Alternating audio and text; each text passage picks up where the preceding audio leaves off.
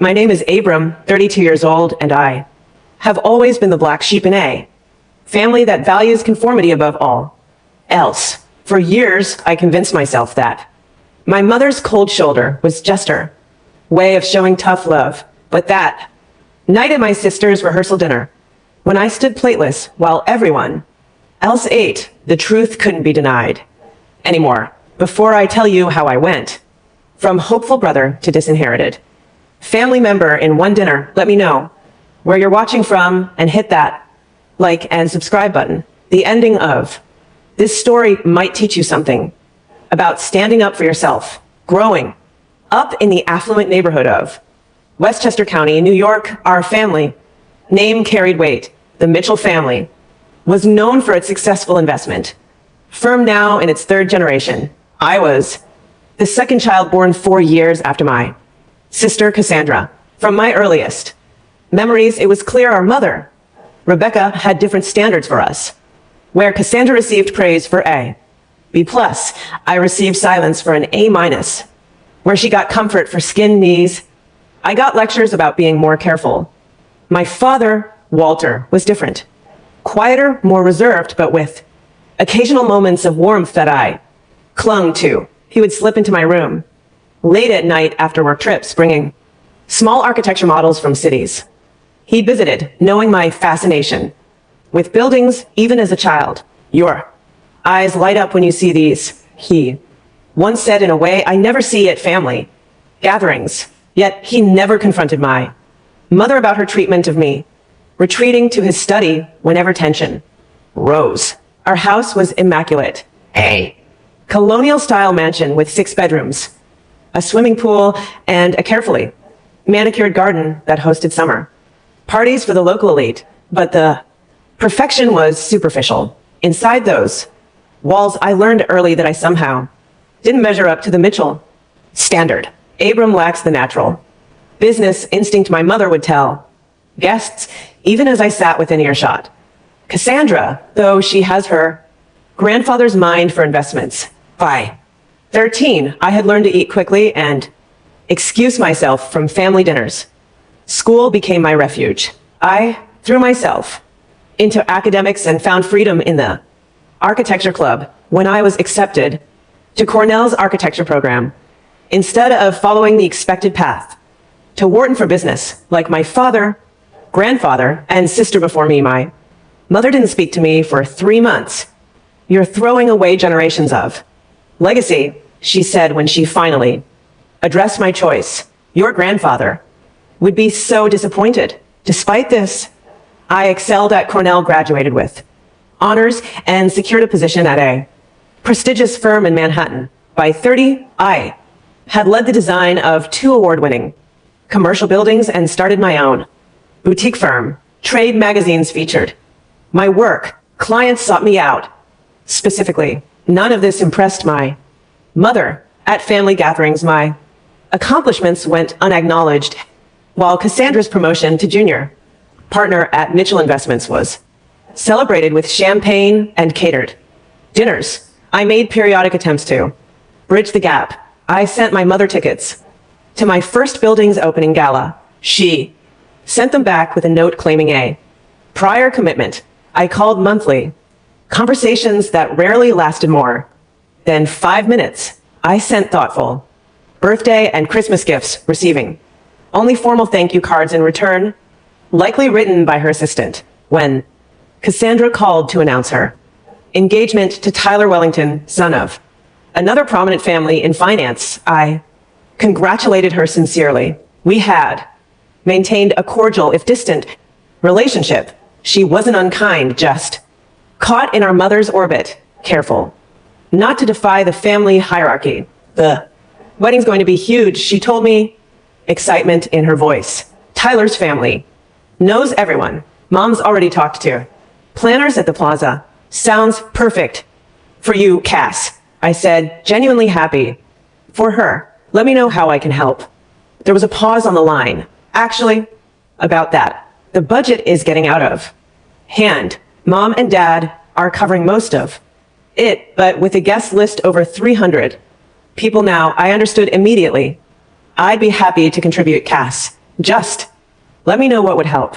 The relief in her voice was palpable. Really? That would be amazing, Abram. Maybe you could cover the floral arrangements. The designer mom wants is asking 50,000. The sum was substantial, but I could afford it. More importantly, I saw an opportunity. Perhaps this gesture would finally prove to my mother that I was successful in my own right and worthy of her respect. Perhaps this family celebration could be the beginning of healing. Consider it done. I told Cassandra, send me the details, and I'll transfer the funds. In the months leading up to the wedding, communication increased. Cassandra sent photos of venues, dresses, and flower arrangements. I was copied on group emails about schedules and accommodations. For the first time in years, I felt included in family matters. The night before I left for the rehearsal dinner, I called my father. I'm looking forward to seeing everyone. Tomorrow, I said, trying to gauge what reception awaited me. It'll be good to have you there, son, he replied, his voice warm but tired. It's been too long. How's mom feeling about the wedding preparations? I asked. Cautiously, a pause. You know your mother. Nothing is ever perfect enough. But she's pleased with how it's all coming together. And about me being there, another pause longer this time. Just maybe give her space, Abram. This is Cassandra's time to shine. I should have recognized the warning in his words, but I was too focused on the hope of reconciliation. The Westchester Country Club gleamed with old money elegance as I pulled my Audi into the circular driveway. Bullets in crisp. Uniforms stood at attention and string. Lights twinkled in the early evening air. I straightened my custom navy suit, one of my best designs created in collaboration with a tailor friend, and took a deep breath inside the private dining room buzzed with conversation. Crystal chandeliers cast a warm glow over round tables draped in ivory. Linens, centerpieces of white roses and hydrangeas rose from silver vases, and the bar in the corner was staffed by 3 bartenders serving top shelf liquor. I spotted my mother immediately.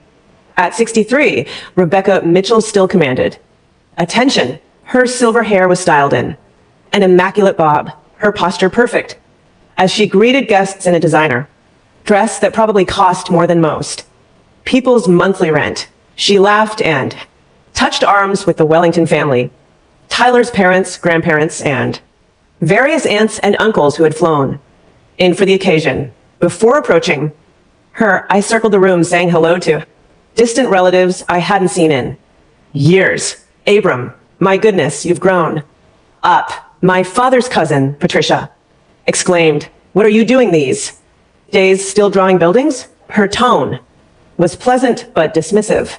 I own an architecture firm in the city now, I replied. We just completed a commission for the new Thompson Media headquarters. How nice, she said, already looking past me to wave at someone else. This pattern repeated with several relatives. Brief greetings, minimal interest in my life. Quick exits to speak with more favored family members. I maintained my smile and made my way to the bar for a scotch.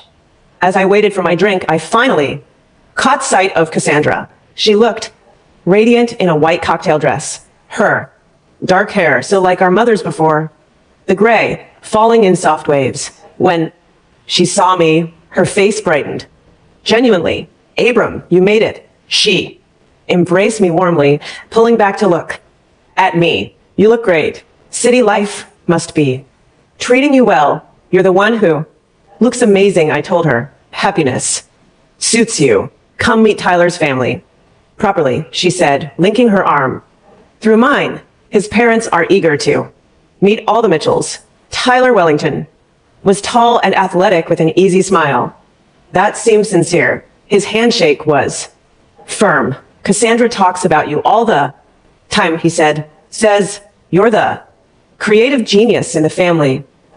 Hardly, I laughed, surprised by this characterization, but I do love what I do. That Thompson building downtown is impressive, he continued. My firm looked at leasing space there until we expanded our current offices instead. I blinked, caught off guard by his knowledge of my work. You're familiar with it, of course. It's been in all the architectural reviews, the sustainable elements while maintaining that classic New York aesthetic. Really impressive work. His father joined us, a distinguished man with salt and pepper, hair and intelligent eyes. Tyler tells me, you're the architect in the family.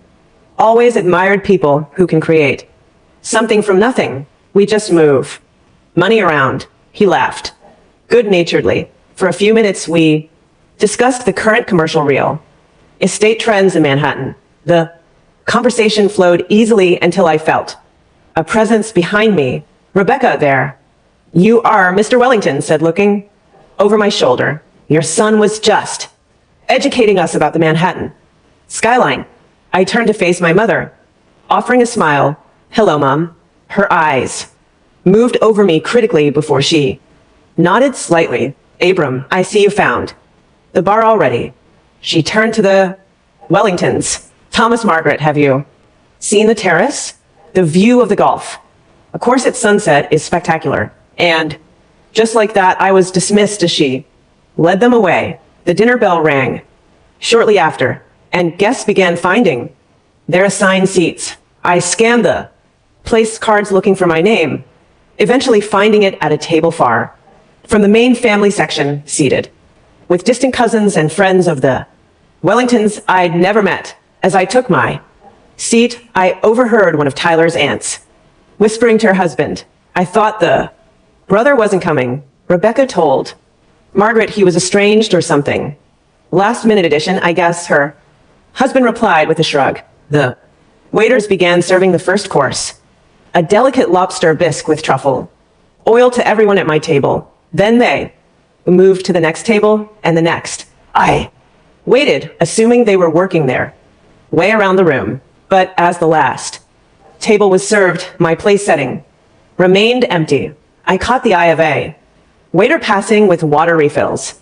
Excuse me, I think I was missed for the first course. The young man looked uncomfortable. Let me check on that for you, sir. He disappeared into the kitchen, returning moments later with an even more uncomfortable expression. I'm sorry, sir. I need to speak with Mrs. Mitchell about this. Excuse me. I watched as he approached my mother, leaned down to whisper something, and gestured subtly in my direction. She shook her head firmly and whispered something back. The waiter nodded, his face flushing, and returned to the kitchen without looking my way. Around me, people ate and chatted while my empty place setting stood out like a sore thumb. The woman to my left gave me a curious glance, but continued her conversation with the man on her other side. After 10 minutes of this humiliation, I stood and walked directly to the main table where my parents, Cassandra Tyler, and his parents were seated. Everyone had nearly finished their soup. Is there a problem with my meal? I asked, looking directly at my mother. She looked up, her expression perfectly composed, except for the slight curl at the corner of her mouth. I only ordered for family, she said, her voice low, but clear enough for those nearby to hear. The table fell silent. Tyler's parents exchanged glances. My father suddenly became very interested in his napkin. Am I family or not? I asked, keeping my voice steady despite the heat rising in my face. Don't do this. Not here, she muttered, still chewing her last spoonful of soup. Cassandra looked stricken. Mom, what's going on? Of course, Abram should have dinner. There must be some mistake with the catering. Tyler's mother suggested kindly. I'm sure it can be fixed. My mother's smile tightened. No mistake, just a miscommunication about the final guest. Count. She signaled to a nearby waiter. Please bring a setting for my son. It seems we have an unexpected addition. The damage was done. The words unexpected addition hung in the air, making it clear I wasn't supposed to be there. I stood frozen for a moment, dignity warring with hurt. Abram, please sit down. My father finally spoke. The Waiter will bring your food, but I couldn't play along anymore. Excuse me, I said, turning away from the table. I need some air. The night air hit my face. As I stepped onto the terrace, my hands shaking slightly as I braced them against the stone railing. Inside, the dinner continued. The gentle clink of silverware, the murmur of conversation, the occasional burst of laughter. Ow. Here, crickets chirped in the manicured gardens and a fountain bubbled nearby. Sounds that should have been soothing, but only highlighted my isolation. I pulled out my phone, scrolling to find the contact information for Maxwell Jenkins, the wedding planner Cassandra had been working with. I had his number from the group emails about flower arrangements and delivery schedules. After 3 rings, he answered. Maxwell Jenkins speaking. Maxwell, this is Abram Mitchell, Cassandra's brother. Oh, Mr. Mitchell, is everything all right with the rehearsal dinner? His voice held professional concern. Actually, no. There seems to be some confusion about my invitation. I just discovered I wasn't expected at the dinner and apparently won't have a place at the wedding either. There was a long pause. I am not sure what to say, Mr. Mitchell. This is awkward.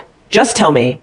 Well, I said, my stomach tightening with dread. He cleared his throat. Your mother specifically instructed us to remove you from all guest lists 3 weeks ago. She said there had been a family disagreement and you wouldn't be attending. The revelation knocked the wind from me 3 weeks ago, right after I had transferred the $50,000 for the flowers and my contribution to the wedding, the payment for the floral arrangements. Another uncomfortable pause.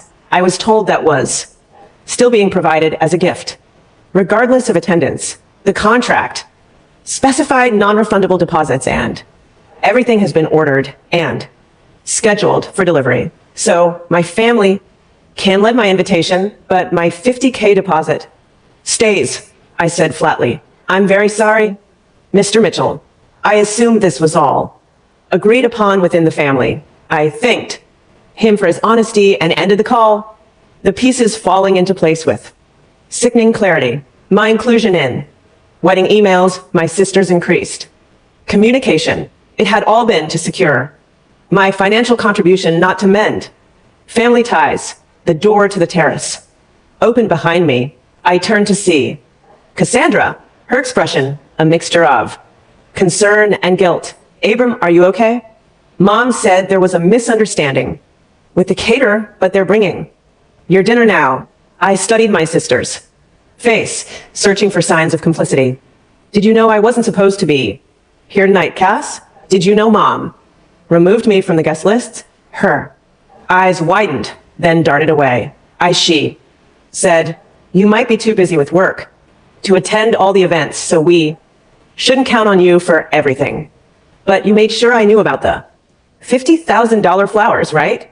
The words came out sharper than I intended. Color flooded her cheeks. That's not fair. I wanted you here. I told Mom we needed to include you, but you didn't fight her on it, did you? You let her take my money and plan to exclude me. It's complicated, Abram. You know how she gets. The wedding is in 2 days, and everything has to be perfect or she'll make everyone miserable. Tears welled in her eyes. Please don't make a scene. Not tonight. I laughed bitterly. Make a scene. Mom is the one who deliberately humiliated me in front of everyone by not even ordering me dinner. The door opened again and Tyler stepped out, concern etched on his face. Everything okay out here? Cassandra quickly wiped her eyes. It's fine. Just a family thing. It's not fine, I said, turning to Tyler. Did you know your future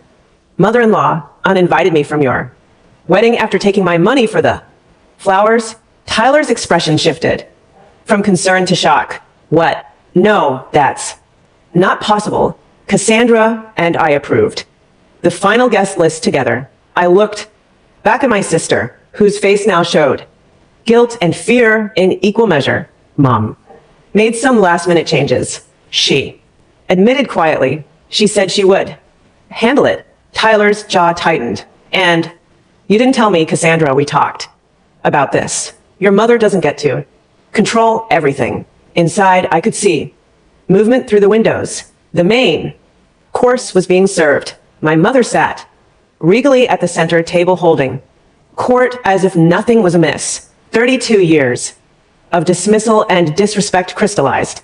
In that moment, I had spent my life seeking approval from someone incapable of giving it, making excuses for cruelty, disguised as high standards. I'm done, I said, my decision suddenly clear. I'm not going to sit through another minute of this pretense. Abram, please. Cassandra pleaded. What are you going to do? What I should have done years ago.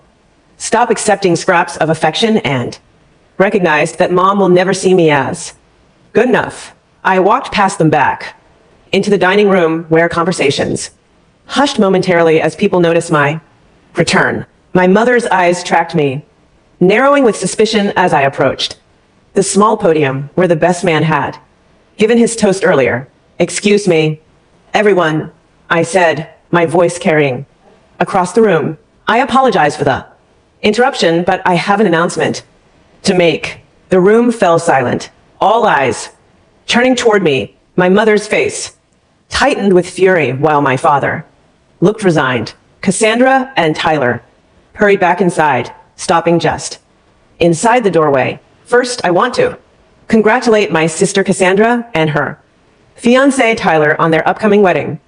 I truly wish you both every happiness. I raised my water glass toward them and others automatically did the same.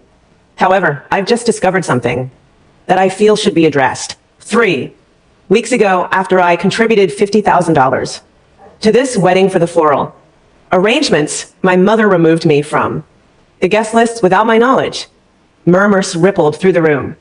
Tyler's parents exchanged alarmed glances. Tonight was simply the culmination of a lifetime of being treated as less than family. When I asked why I wasn't served dinner, my mother stated, and I quote, I only ordered for family. That's enough. Abram, my mother cut in sharply, half, rising from her seat. No, Rebecca, let him speak. Tyler's father said firmly, surprising everyone. I want to hear this. My mother sank back into her chair, her face a mask of controlled rage. I pulled out my phone and opened my email. I have here years of attempts to be part of this family, invitations to important events in my life that were declined, congratulatory emails about my professional achievements that went unanswered, monthly calls that lasted less than 5 minutes. I began reading excerpts. The 12th of December, 2019. Mom and Dad, I'm honored to invite you to the opening gala for the Thompson Media, building my first major project. As lead architect, it would mean the world to have you there. The response, dated the same day. Abram, we have a prior commitment that evening, perhaps. Another time. Mother, the 3rd of June, 2020. Mom, my building just won the Urban Design Award. Thought you might want to know. No response was ever received. The 14th of February, 2021. Dad, I left you a voicemail about getting lunch next week. Let me know if Tuesday works. His response, your mother has planned a charity luncheon that day.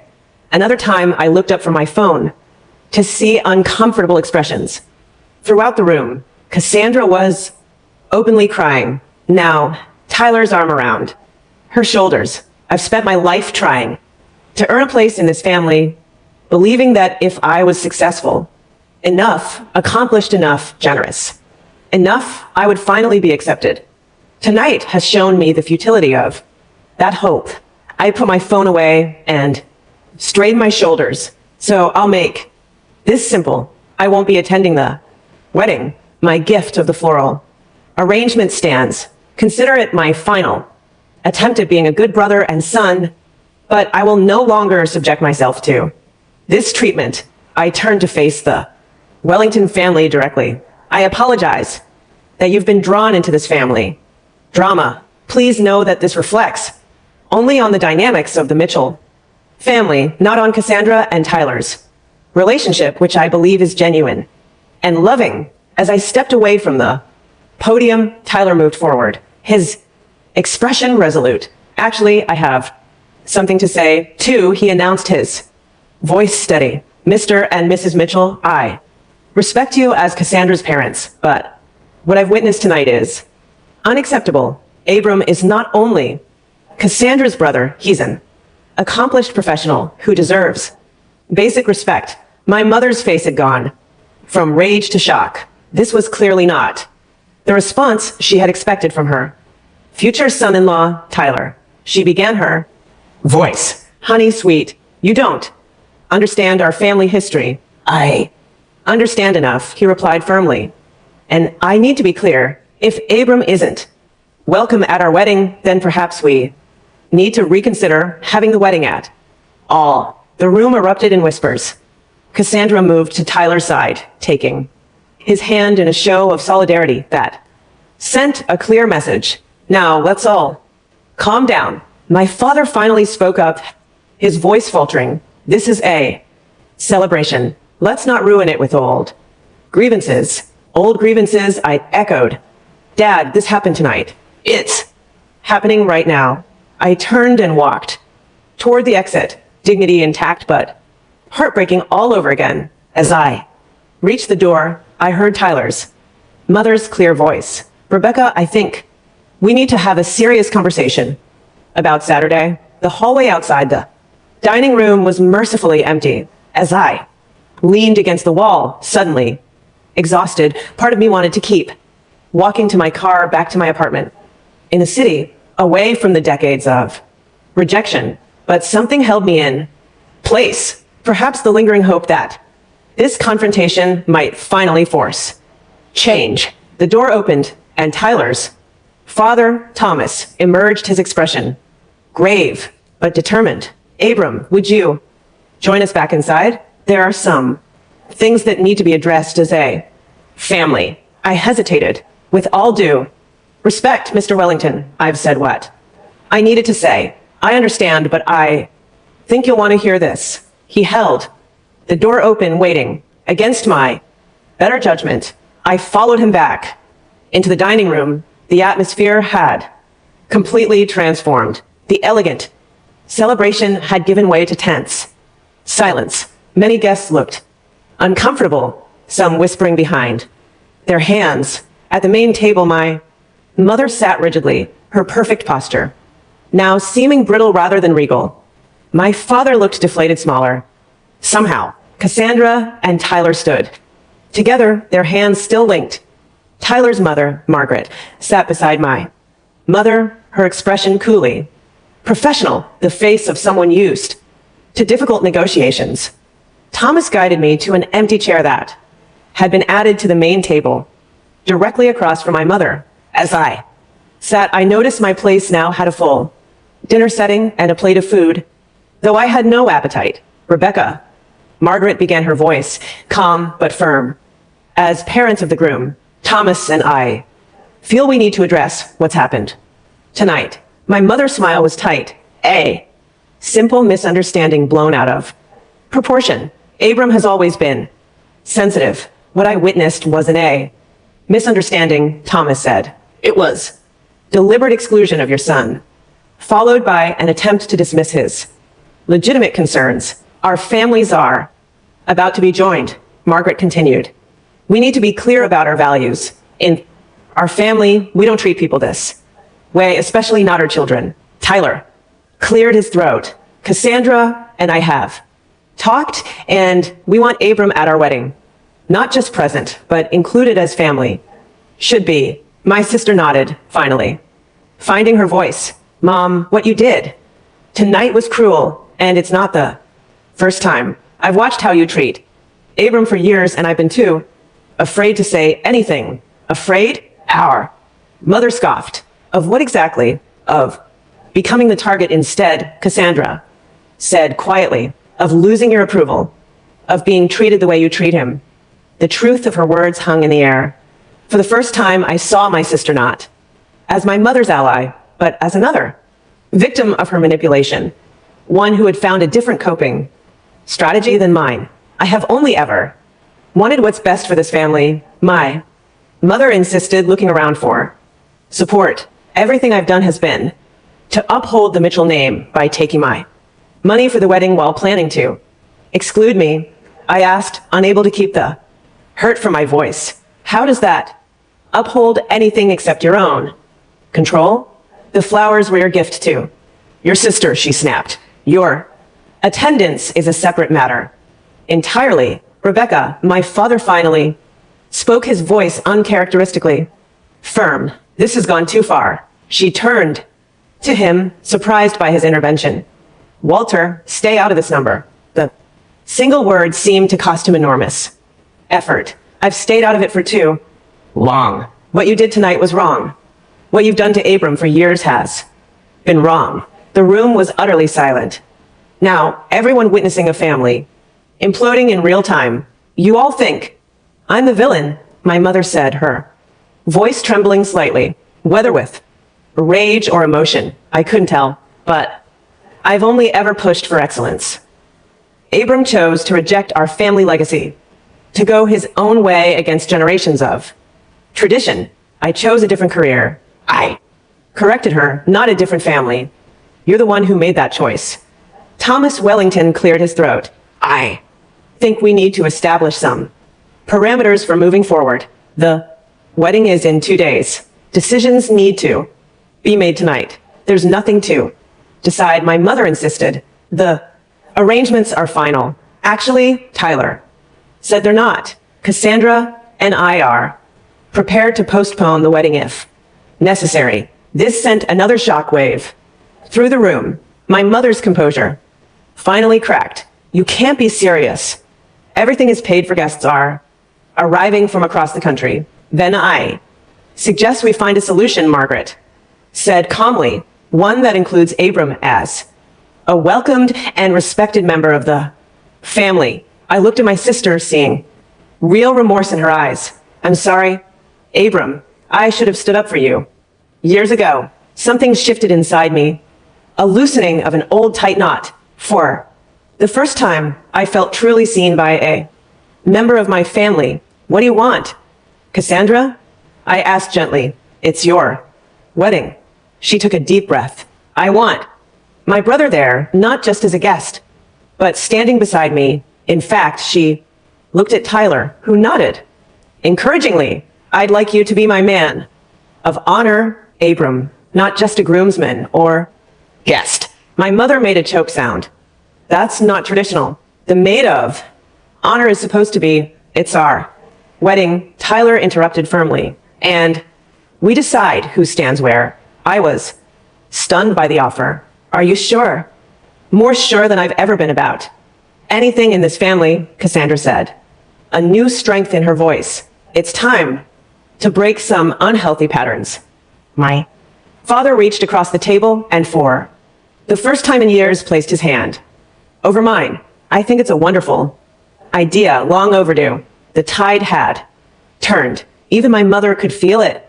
Looking around at the united front, facing her, she was losing control of the narrative she had crafted for decades. Fine, she said tightly. If that's what you want, Cassandra. It is. My sister confirmed. And one more thing.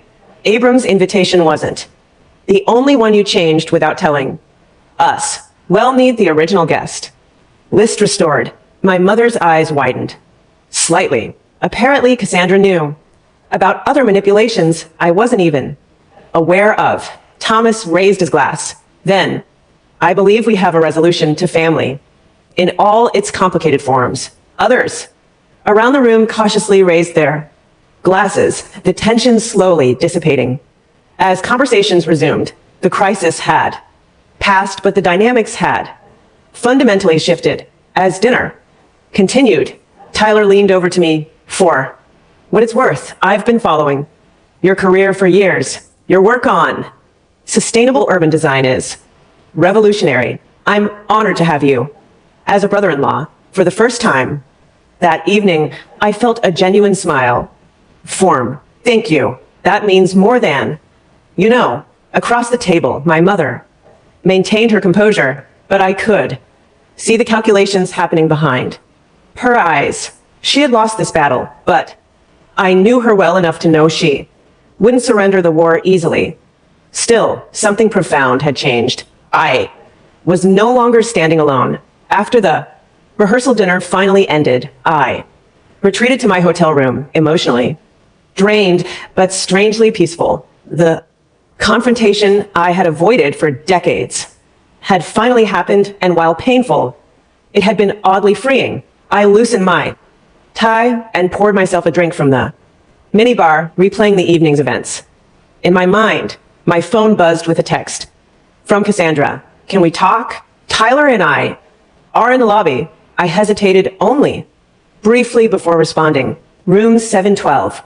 A few minutes later, a soft knock announced their arrival. When I opened the door, Cassandra's eyes were red from crying, but she seemed calmer now. Tyler stood slightly behind her, his expression a mixture of concern and determination. Come in, I said, stepping aside. Cassandra immediately embraced me, holding on tightly. I'm so sorry, Abram. I've been such a coward. I returned the hug, surprised by how much I needed it. You were surviving the only way you knew how. We moved to the sitting area of the suite. Cassandra perched on the edge of the sofa while Tyler took the armchair, leaving me the desk chair. I knew some of what Mom was doing. Cassandra admitted, her voice small. Not everything, but enough that I should have spoken up.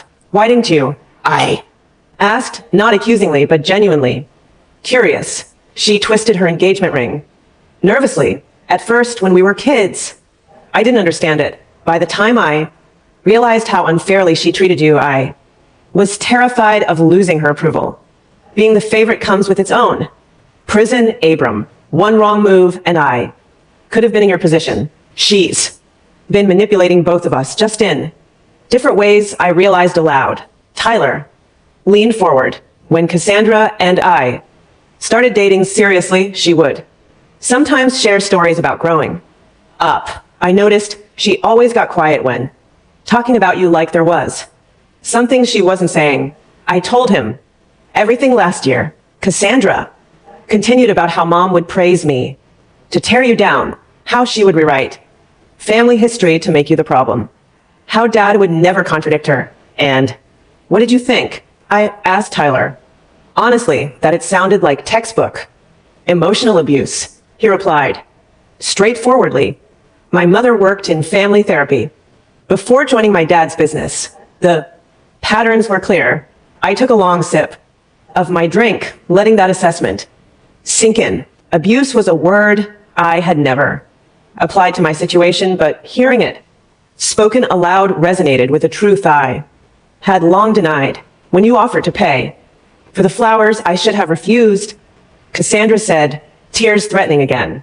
But Mom had already gone over budget, and she made it seem like you wanted to contribute. Did she tell you she was planning to uninvite me? Cassandra shook her head, not directly. About 3 weeks ago, she mentioned that you seemed too busy with work to attend all the events, and that we should be prepared for you to miss some things. Then the revised guest lists came, and I noticed some other changes too. Friends of mine she never approved of were suddenly missing, replaced with her social circle. Contacts. What other changes did she make without telling you? I asked, recalling Cassandra's comment at dinner. She exchanged a glance with Tyler. She uninvited my college roommate Lisa because she has visible tattoos. She added 3 business associates of Dad's who I've never even met. She changed the menu after we had already approved it. She tried to switch the band for a string quartet last week, but the wedding planner finally put his foot down. Tyler squeezed her hand supportively. We've been fighting small battles for months, but tonight was the breaking point. What she did to you was inexcusable. The question is, what happens now? I asked. The wedding is in 2 days. I meant what I said about wanting you as my man of honor. Cassandra said firmly, my original maid of honor, Rachel, will understand. She's witnessed Mom's treatment of you for years and has been telling me to stand Up to her. Are you sure you want to make such a significant change this close to the wedding? It might create more drama. I'm done avoiding drama at the cost of doing what's right, she replied anew, resolve in her voice. Besides, if Mom objects, she'll only make herself look worse after tonight. My phone buzzed with an incoming call. My father. I showed the screen to Cassandra. You should take it, she encouraged. He finally found his backbone tonight. That's a rare event worth acknowledging. I answered, putting the call on speaker. Dad, Abram. His voice sounded tired, but clear. Are you still at the hotel? Yes. With Cassandra and Tyler. Good. I'm glad. You're together. He paused. I want to apologize for tonight and for years of standing by while your mother treated you unfairly. The directness of his apology caught me off guard. Thank you for saying that. I'd like to see you alone if possible. There are things I need to tell you that are long overdue. I looked at Cassandra, who nodded encouragingly. I could meet you for breakfast tomorrow, I offered. 8 o'clock. In the hotel restaurant. I'll be there. After ending the call, I turned back to Cassandra and Tyler. That was unexpected. Mom's probably livid right. Now, Cassandra said, Dad's standing up too. Her even a little is unprecedented. The Wellington's intervention changed the power dynamics, Tyler observed. My parents don't tolerate that kind of behavior. They've built their reputation on integrity and family values, not just the appearance of them. I never imagined having allies in this fight, I admitted. I've been going it alone for so long. Cassandra's phone began buzzing. Repeatedly, text flooding in. She glanced at it and grimaced. And here it comes. Mom's damage control operation is in full swing. She turned the screen so we could see. Cassandra, call me. Immediately, your brother is trying to ruin your wedding. Your future in-laws don't understand our family dynamics. Don't let them influence you. Everything I've done has been for your happiness. Abram is being selfish as usual. Tyler read the messages and shook his head. Classic manipulation. Making herself the victim. Reframing the narrative, creating urgency, and trying to isolate you from supporters. Are you going to respond? I asked. Cassandra turned off her phone entirely. Not tonight. For once, she can wait for my attention instead of the other way around. The simple act of defiance seemed to strengthen her. I've spent my whole life jumping whenever she called, rearranging my priorities to suit hers, accepting her version of reality. Not anymore. Tyler put his arm around her. I'm proud of you. She leaned into him, then looked back at me. What about you? Abram, are you really okay with being my man of honor? It's not just for show or to make a point. I want you there because you're my brother and I love you. Despite everything, the sincerity in her voice touched something deep inside me. Then yes, I'd be honored, though I might need some crash course instructions on the duties. She laughed, the sound breaking the tension, mainly just standing there looking handsome and not losing the rings. Rachel will help with everything else. As they prepared to leave, Cassandra hugged me again. Thank you for not giving up on me, even when I was too weak to stand up for you. We were both doing the best we could in a dysfunctional situation, I told her, but things can be different going forward. After they left, my phone lit up with notifications. News of the dinner confrontation had spread rapidly through the family network. Text messages from relatives I rarely heard from began appearing. Abram, just heard what happened. That was long overdue. Call if you need anything. Uncle James, your mother has been impossible for years. Glad someone finally said something. Aunt Diana, wish I'd been there to support you. Mom's been pulling the same tactics with extended family for decades. Cousin Michael, the support was surprising and validating, but also raised questions about why these people had remained silent for so long. Still, it confirmed what I had begun to suspect. My mother's behavior wasn't just directed at me and Others had noticed but feared speaking.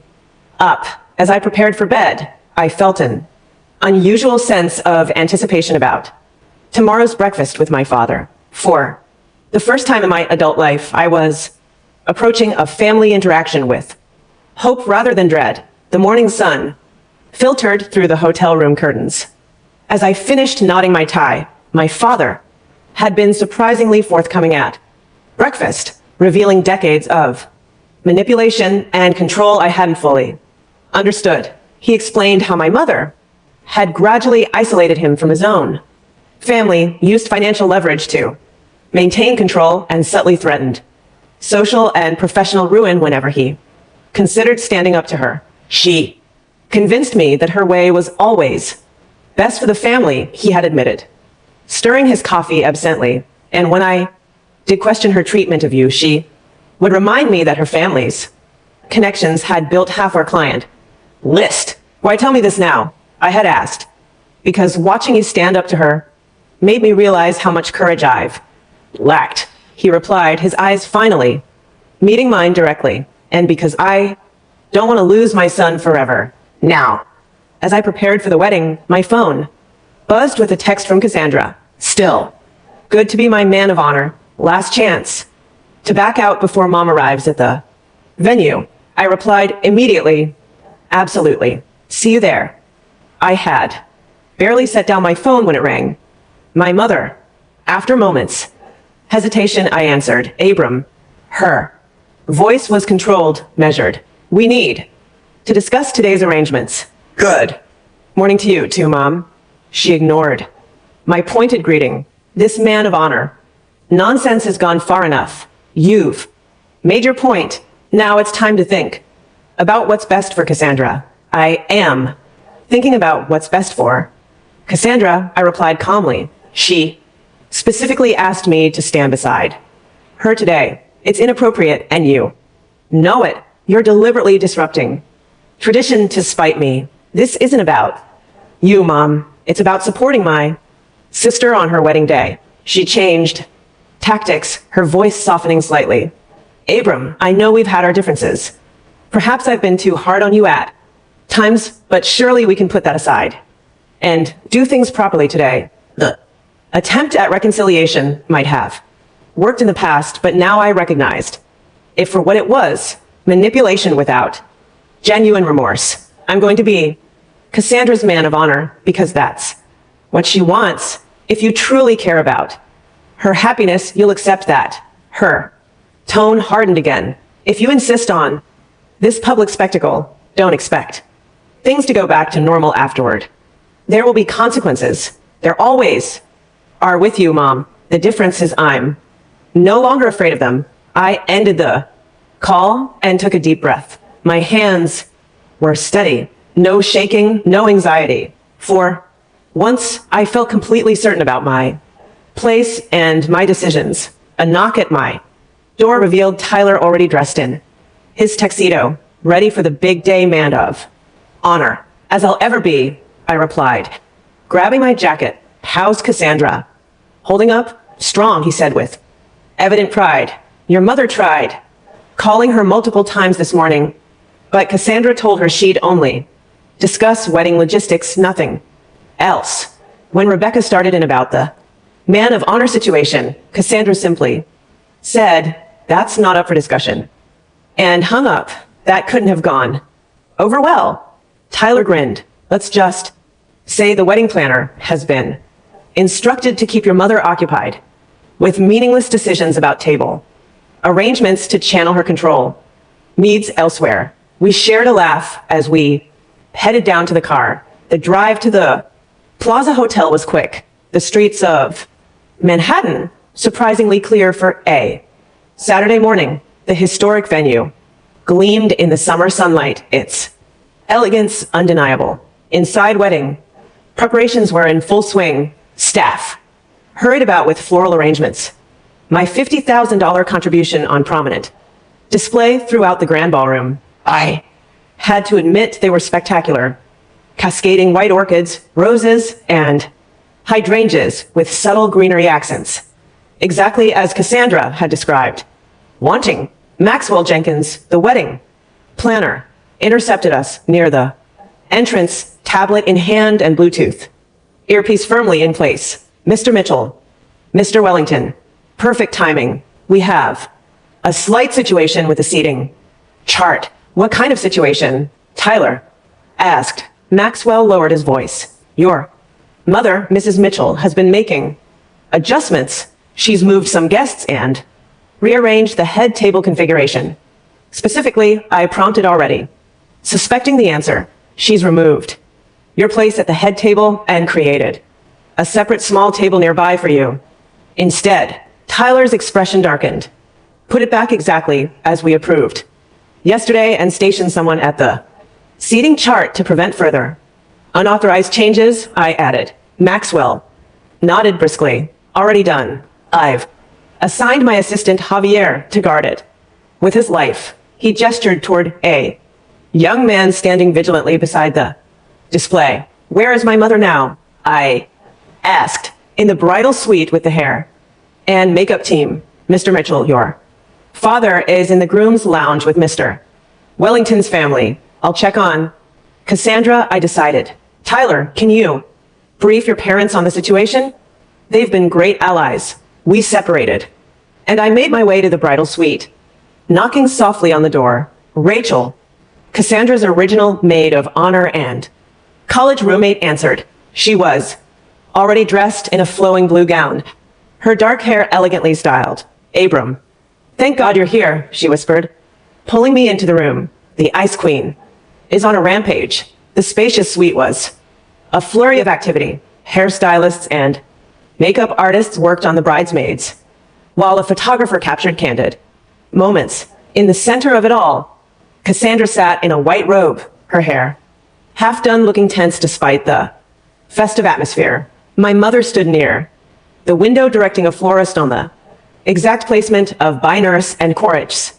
She spotted me immediately, her expression souring. This area is for the bridal party, she said coldly. I am the bridal party, I replied, moving past her. To Cassandra, how are you holding up? Sis, Cassandra's face brightened visibly. Better now that you're here. Did you see the flowers? They're perfect. They are. You'll look even more perfect among them. My mother cleared her throat loudly. Cassandra, the photographer, needs some mother otter shots before you get into the dress. In a minute, Mom. I'm talking to Abram. The schedule is very tight. The schedule can wait 5 minutes. Cassandra interrupted firmly. The room fell momentarily. Silent, everyone sensing the power shift. My mother's lips pressed into a thin line, but she said nothing more, turning back to micromanage the florist. Instead, Rachel leaned in, whispering, she's been like this all morning, trying to control every detail and create separation between you and Cassandra. But your sister isn't budging. I never thought I'd see the day, I whispered back. Something changed after that rehearsal dinner. It's like she finally saw the manipulation for what it was. The morning proceeded with surprising smoothness, despite my mother's occasional attempts to reassert control. When it came time for the formal photos, she tried to arrange groupings that excluded me from key family shots. We should do one with just parents and the bride, she suggested to the photographer, and then one with Abram. As man of honor, Cassandra added firmly. Actually, the photographer said, checking his shot list, I have instructions for a full family photo, including the man of honor, then parents with bride, then bride with man of honor. My mother turned to Cassandra. When did you change the photo list? Last night, Cassandra replied simply. My wedding, my photos. As the ceremony time approached, guests began arriving. From a side room, I watched as Tyler's family greeted attendees warmly, while my mother maintained her perfect society smile, though the strain showed around her eyes. My father sought me out before taking his position. How are you holding up? Surprisingly well, I admitted. It helps having actual support for once. He nodded, regret evident in his expression. I should have been that support all along. He straightened my with teen ear slightly. I'm proud of you, son, for your success, your integrity, and for not becoming bitter despite having every reason to be. The simple words, I'm proud of you, words I had longed to hear for decades, nearly undid me. I swallowed hard against the sudden emotion. Thank you, Dad. The wedding coordinator appeared, signaling it was time to take our places. As I moved to the entrance of the ceremony space where Cassandra waited in her stunning gown, I caught sight of my mother's face. She stood near the front row, watching me take the traditional maid of honor position with barely concealed fury. But when the music began and Cassandra took my arm for the walk down the aisle, nothing else mattered. My sister squeezed my hand gently, ready to do this, she whispered. Absolutely, I replied, feeling a surge of protective love for her. Let's show them what real family loyalty looks like. As we processed down the aisle, guests murmured in surprise at the unconventional choice, but Tyler beamed from the altar, his expression full of approval. When we reached him, I placed Cassandra's hand in his, then took my position beside her instead of joining the groomsmen on the other side.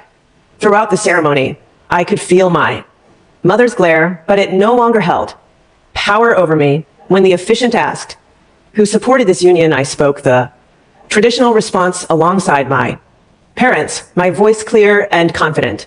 The moment Cassandra and Tyler were pronounced husband and wife, genuine joy filled the room. They sealed their union with a kiss, and applause erupted as they turned to face their guests as a married couple. Cassandra reached for my hand as well as Tyler's, the three of us presenting a united front as we recessed down the aisle. It was a small gesture, but a meaningful one. Whatever came next.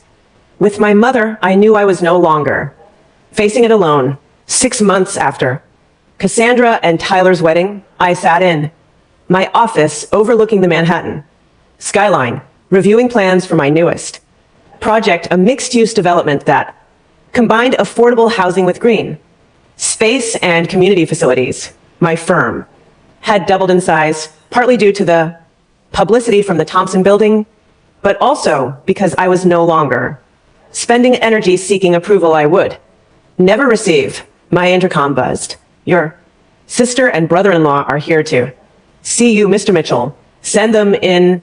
Diane. Cassandra and Tyler entered, both looking relaxed and happy. Married life clearly suited them. Sorry to drop in unannounced, Cassandra said, hugging me.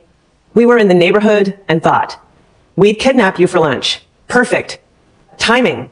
I could use a break from these blueprints. Over lunch at a nearby bistro, we caught up on the past few months. Tyler's firm was expanding into sustainable investment, partly inspired by my architectural focus. How was Christmas in Aspen? I asked. They had opted to spend the holiday skiing rather than attending the traditional Mitchell family gathering. Peaceful.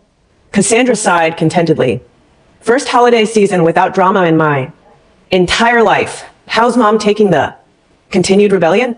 I asked, only half joking. Cassandra rolled her eyes, still attempting damage control within her social circle. She's telling everyone I'm going through a phase of independence that I'll outgrow once we start thinking about children. Speaking of Mom, Tyler interjected. Have you seen the latest society page? She's launched a new charitable foundation, supposedly supporting family reunification. The irony is almost too perfect. I laughed. Has she contacted either of you directly recently? Just the usual guilt-laden texts, Cassandra replied. But they've decreased since I stopped responding to manipulation. It's like she's finally realizing her old tactics don't work anymore. The waiter refilled our water glasses. As Cassandra continued, I got together with Rachel last week. She said something interesting that watching me set boundaries with Mom has inspired her to do the same with her own controlling mother. Ripple effects, Tyler noted. Standing up to toxic behavior doesn't just help you, it can empower others. That observation resonated deeply. Since the wedding confrontation, I had received messages from several cousins and even an uncle, all expressing similar struggles with my mother's manipulation over the years and appreciation for my public stand. How's Dad doing? I asked, taking a bite of my sandwich. Better, I think, Cassandra said. He started playing golf again, something Mom always discouraged because it took time away from networking. He mentioned possibly taking a trip to Scotland this summer alone. That's huge, I replied, genuinely surprised. Our father had never traveled without our mother in over 35 years of marriage. He asks about you every time we talk, she added. Seems genuinely interested in your projects. Our weekly lunches had become a tradition, my father making the effort to come into the city regularly. Our conversations were still sometimes awkward. 3 decades of emotional distance not easily overcome, but they were improving. He had even visited my office twice, actually looking at my designs with interest rather than polite detachment. What about you? Tyler asked. You seem different, more settled. Somehow, I considered this. I think I finally stopped waiting for approval. I'm never going to get. There's freedom in that therapy helping, Cassandra asked gently. I nodded. After the wedding, I had finally sought professional help to address the years of emotional manipulation. Dr. Patterson says, I'm a textbook case of the scapegoat child. Finding healthy autonomy. Apparently, there are whole books written about family dynamics like ours. It helps knowing we're not alone in this. Cassandra said, my therapist says the same thing, that the golden child scapegoat dynamic is incredibly common in narcissistic family systems. Tyler squeezed her hand supportively. The important thing is you both broke the cycle. And we had, in the months following the wedding, Cassandra and I had rebuilt our relationship without our mother's interference, discovering genuine common ground and mutual respect. We were becoming the siblings we should have been all along. Oh. Before I forget, I said, remembering the news I'd been saving. Remember Jackson Powell, that developer from Boston I met at your wedding? The one who couldn't stop talking about sustainable urban renewal. How could I forget? You two disappeared for like an hour discussing building materials, Cassandra teased. Well, he reached out last month about collaborating on a major revitalization project in South Boston. Mixed income, housing, community spaces, local business incubators. Exactly the kind of project I've always wanted to do. Abram, that's amazing, Cassandra exclaimed. It gets better. The budget is substantial, and I'd be the lead architect with full creative control. It could be a career-defining project. You're going to take it, right? Tyler asked. I signed the contract yesterday. They both congratulated me enthusiastically, genuinely happy for my success. There was no competition, no comparison, no subtle undermining, just sincere support. We should celebrate, Cassandra declared. Dinner this weekend. We could try that new place in Brooklyn you mentioned. Sounds perfect. As we finished lunch and prepared to part ways, Cassandra hugged me tightly. I'm so glad we found our way back to being real family, she whispered. Me too, sis. Walking back to my office, I reflected on the journey of the past 6 months. The confrontation at the rehearsal dinner had been painful, but necessary, the catalyst for genuine change. I had finally recognized that I couldn't make my mother see my worth. I could only choose to see it myself. In my office, I found an email from a young architecture student who had read about my work and was requesting informational interview. Something in his message reminded me of myself at that age, eager, uncertain, looking for guidance. Without hesitation, I wrote back, offering to meet. The healing wasn't complete. Perhaps it never would be entirely. There were still moments of anger, still occasional dreams where I found myself back at that family dinner, table, voiceless and invisible. But those moments no longer define me. What I had learned through this journey was that family isn't just about blood. It's about respect, support, and unconditional acceptance. Sometimes the family we build matters more than the family we're born into. And sometimes standing up for yourself isn't just an act of self-preservation. It's an act of courage that can inspire others to do